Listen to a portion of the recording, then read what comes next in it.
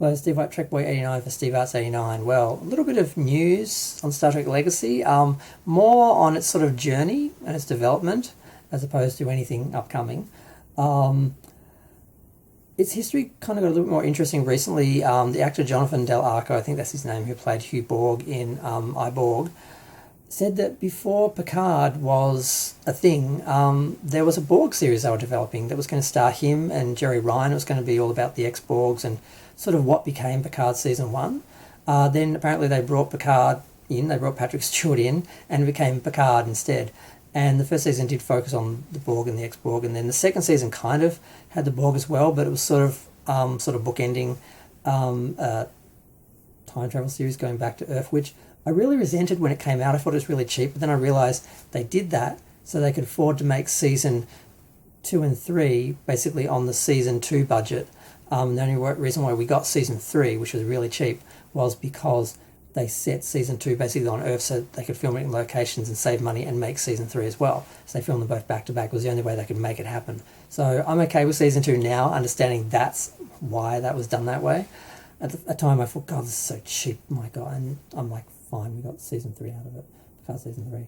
But apparently after Picard season 3, which was a huge hit, everybody loved it. They basically did a soft reboot of the Picard story, the sort of universe, and had a lot of elements that really synced with the original Canon Prime universe, not the JJ Prime universe. They're two different ones.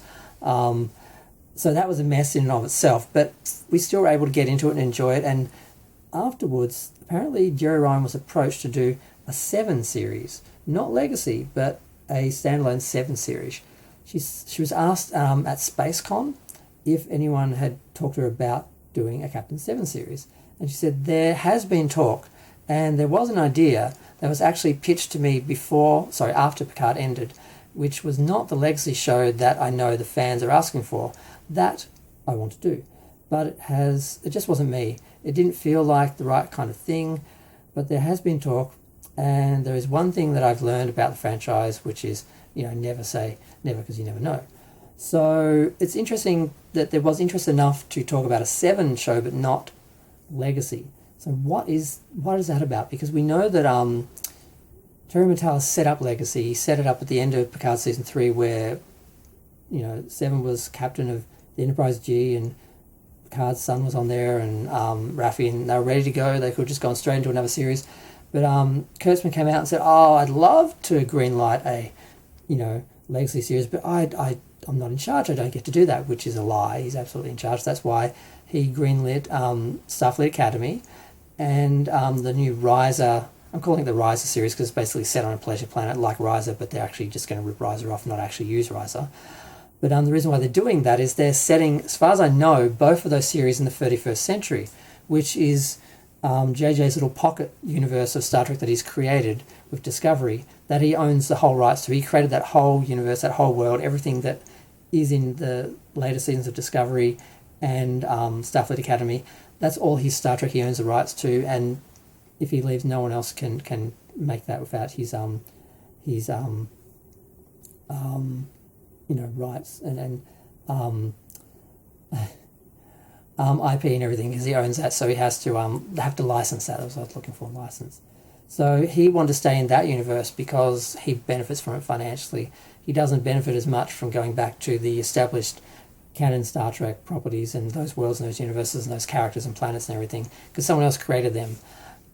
So that's why he greenlit 2 other series that no one really wants, and didn't greenlight the show that people actually wanted and were petitioning for and asking for and begging for and screaming for. But I do find it interesting that during all that, someone suggested a standalone 7 series over Legacy, and I'm like, it didn't happen, but that's interesting. Wasn't much else to talk about at that convention. I mean, Michelle Hurd said obviously she'd love to do the series, that she feels all the support from the fans, and basically the studio hears our voices, so to keep asking for it and keep being loud about it. So I don't know if we'll ever get it. They were set up primed to go right into it. I kind of feel like it's not too late, but the further we go, the less chance we have of getting a series and getting the series we would have got had they just continued on from season 3 of Picard. And yeah, it's all down to Kurtzman. He doesn't want to do it because some people say it's because his ego was hurt because he had no involvement really with season 3 of Picard. Terry Matalas took over and everyone loved it. They didn't like his seasons of Picard, but they loved Terry's.